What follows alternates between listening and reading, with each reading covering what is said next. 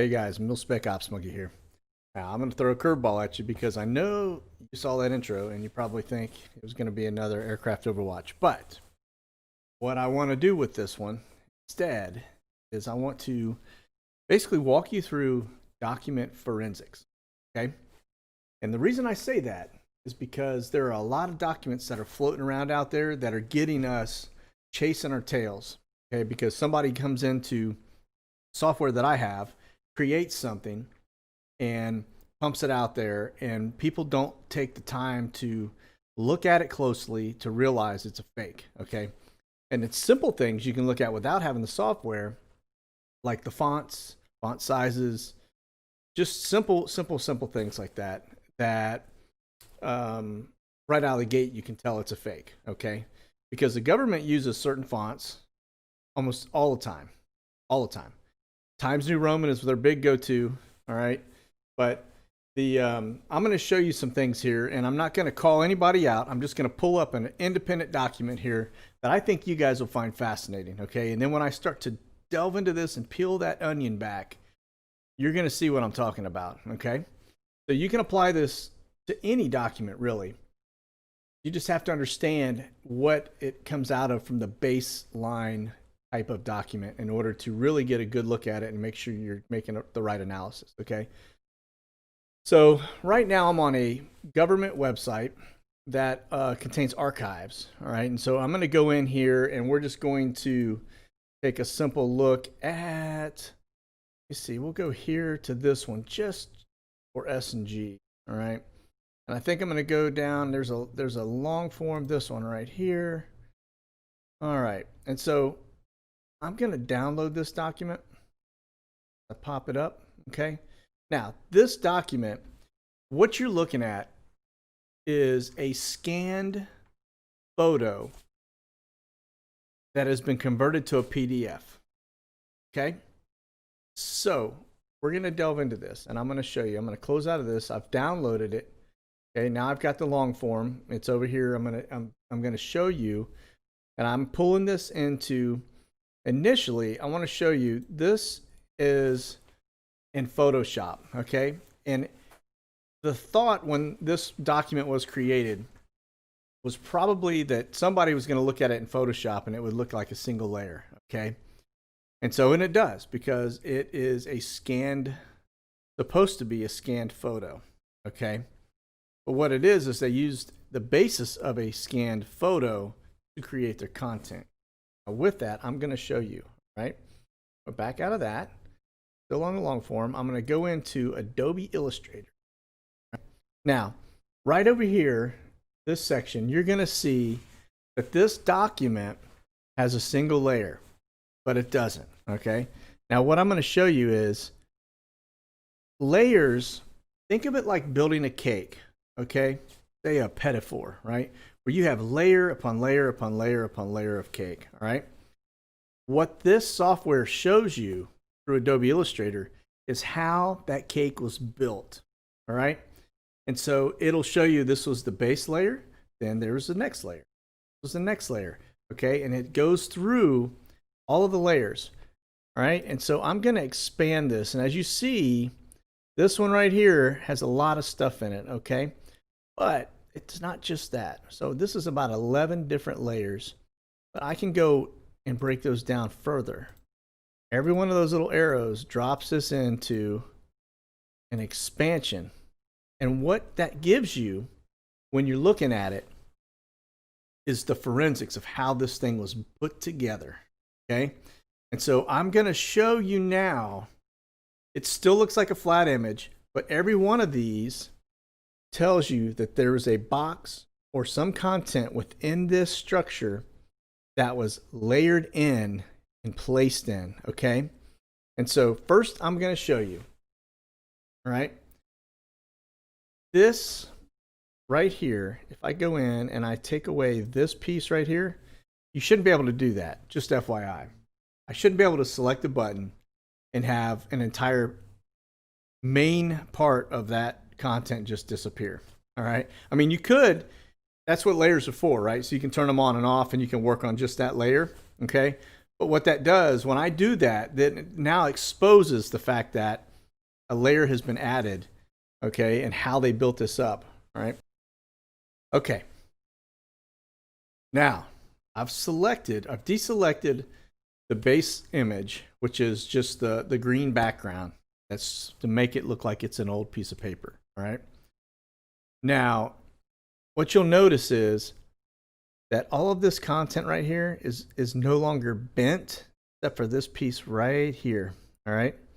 So now, I'm going to take this piece, and here's what I want to show you, and you're going to flip, okay? See this box right here? This box and this box were pre-existing watermarks associated with the original document, okay? What has happened is this document has been pieced together. Did you notice that R disappeared? There's no R on here, okay? There are different fonts. The K's missing, right? This name right here, the S is missing. There are different fonts all the way across this. All three of those are different fonts. And I'll show you in a minute how bad of a job this was, okay? Now check this out. I'm going to slide this off my page. And then I'm going to blow it up so that you can see it. Right now it's hidden behind me. I'm going to realign. Now, notice that these boxes are independent, okay? That means these were plug and play. These were put on as a layer, all right? But this piece right here, have you noticed it looks like a rooster, okay? You got your beak right here. You got the little head thing that sticks out, right? That little forward feather. You got the tail that comes up here, right? Then you got the back of the legs. Then you got the claw down here in the foot. You got this big chest piece, wraps and goes up. I want to point that out because this was something that I looked at. I did a blog on this particular document not too long ago. That is the seal of Hawaii, okay? Any official birth certificate from a state should technically have that seal on it. I don't see that seal, right? So that was a major screw up on their behalf to not put that seal on there. It should have been watermarked or stamped or something, okay? Not on there. Probably because they couldn't produce, well, you know, they could have photoshopped something and made it, pulled that in. I mean, simple enough. But here's what I want to show you. Look at the rooster and look at that watermark, okay? Now, that is from the tribe of Harambe, right? Which is a Kenyan national tribe. From 1960, that rooster was facing to the right. And then after Kenya became its own nation or independence, right? That rooster went to the left. Now look at this rooster and look at this. You can see it is so, I think there's something there. My opinion is that it was produced back, I think they took an original document and they recreated it based on some original data and tried to patchwork it in to make it look like an American birth certificate. And they pulled it together with stuff from Hawaii, okay? It's a quilt work. So now, there's that piece of it, okay? I'm going to go back to our document in Adobe Illustrator. All right, we're going to back up on this. So here you are. Here's your chicken. This up here, I don't really know what in the world that is. I haven't been able to decipher it yet. But it's got something, I don't know. It almost looks like a lion or something. But just remember, this was supposedly created in 1961, okay? And so this, if you look at the date, 63, that chicken was facing, in 1960, it was facing to the right. In 1963, it adopted the lions. But in 1961, it was all by itself on that little shield, and it was a rooster facing to the left, okay? Remember that. All right, so now we're going to go back into AI, and I want to show you, I'm going to back up this document, and we're going to go into, let me scale it back down. Let me bring it up so you can see it. All right, I'm going to select these, and I want to show you how this document was built, right? So notice that when I deselect this one, a lot of things, boxes, all these X boxes ticked, a lot of things disappeared, right? See them disappear, back on. Disappear, back on. Now also notice that there are little letters in between letters that disappear when I do that, okay? So like right up here where it says triplet, watch the letter in the middle of the P in there. No P, there's your P, okay? All right, now, there's that one. We're gonna go here. That took away all of our letters. Don't understand that one, okay? Here, see what that took away. That one took away our date. Okay, there's your date. There's your doctor. All right, now we're gonna go up. Notice that this box is floated on there for none type of occupation. None. Okay. Notice there is a hard line right here that runs down the edge of that document. Supposedly, and there's a line right here runs across this. Okay.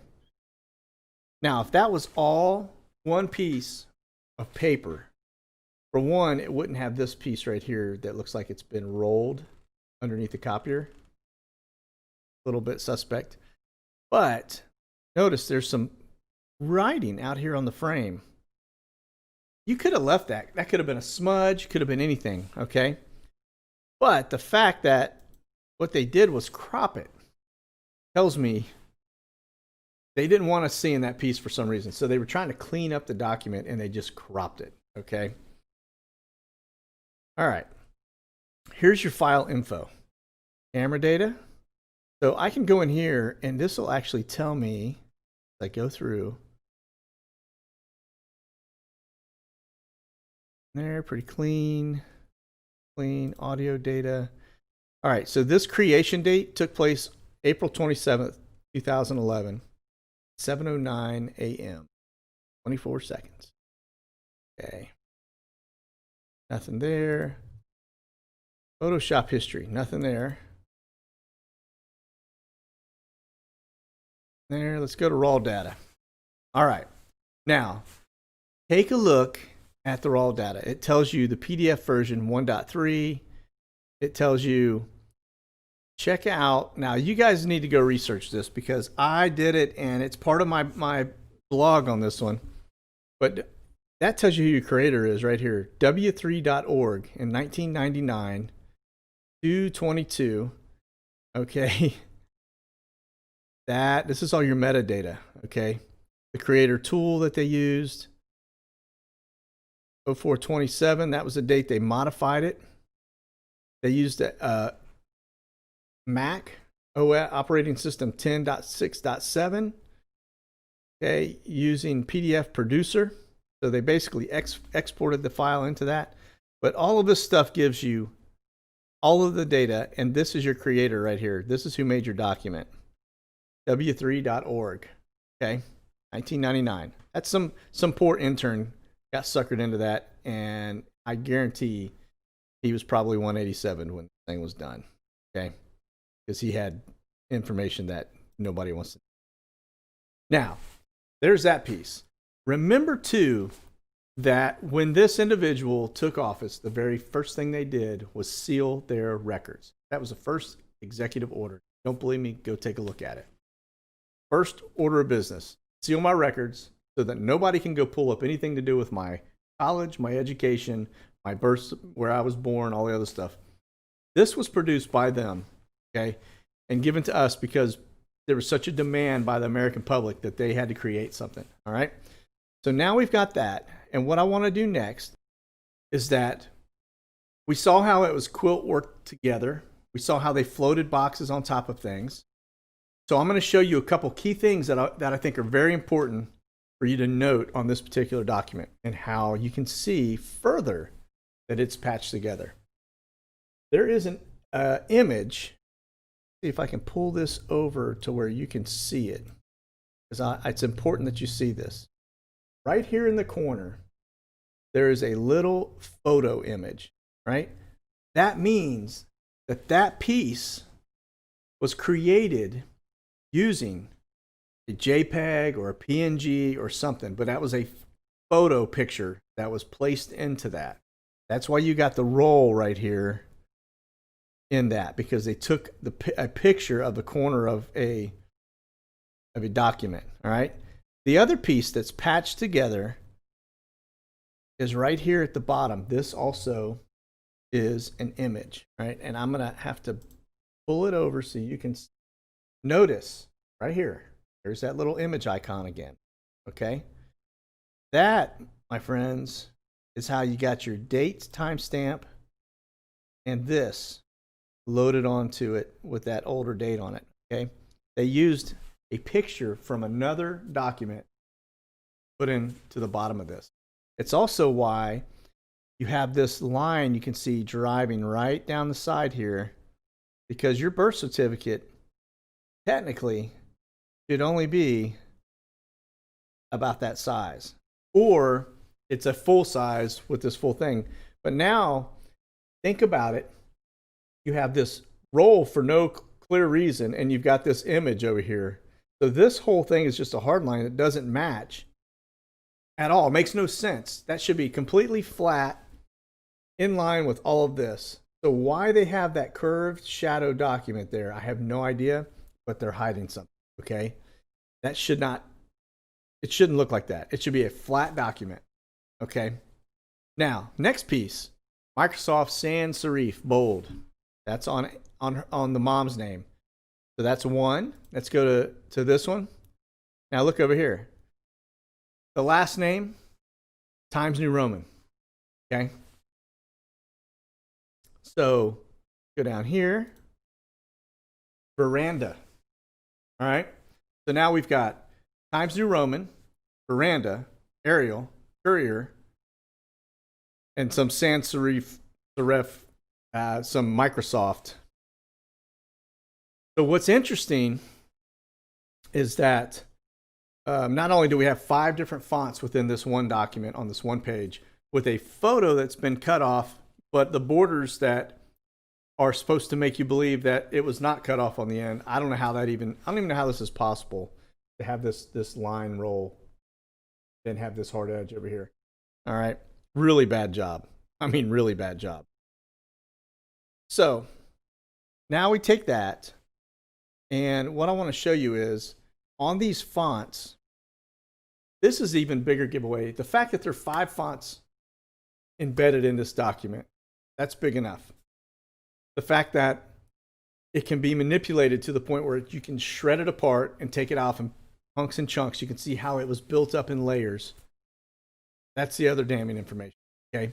But now the fact that you've got an Arial font design that was created in 1982, which is 19 years past the origination of this document, tells me that, I mean, this is not just I mean, this is completely fraudulent. Like, this is a government document that has been created and patchwork together. And you've got a rooster watermark that matches very closely to the Kenyan national seal. All right. The original back in the day when this thing was supposedly created in that 1960-63 time frame. All right. So from a forensic standpoint, if you have this software, even Photoshop, you can usually get a free Photoshop somewhere. But if you have this software, this is the Adobe Creative Suite, you can actually go in and do a banana peel on almost any document, and it'll not only show you the layers that it was built, you can see the edits that were made, and you can go into the properties and find out who originally created that document. I want to show you, because I kind of delved into that, and this blog's out here for anyone that wants to go see it, but W3org was originally created as an internet relay chat room. Okay. and it was created by the labs at MIT. So understand who has been involved with W3. The fingerprints, besides MIT being on this, right? Also, you got ARPANET that's tied into it, which is associated with DARPA. Okay. All right. Now, something to think about here. As we look at this W3C, realizing that DARPA had their fingerprints in this along with MIT. And DARPA are the ones that created LifeLog, Facebook, Twitter, Google, Instagram, 23andMe, Ancestry.com, all of the social mass surveillance tool sets that we have today. Well, hey, I hope you guys enjoyed this, and I hope it wasn't too lengthy, and I hope it didn't go down too big of a rabbit hole, but I just wanted to scratch the surface and show you a little bit about document forensics so that we can understand what we're looking at in the future. Okay? That's all I have. God bless. Monkey out.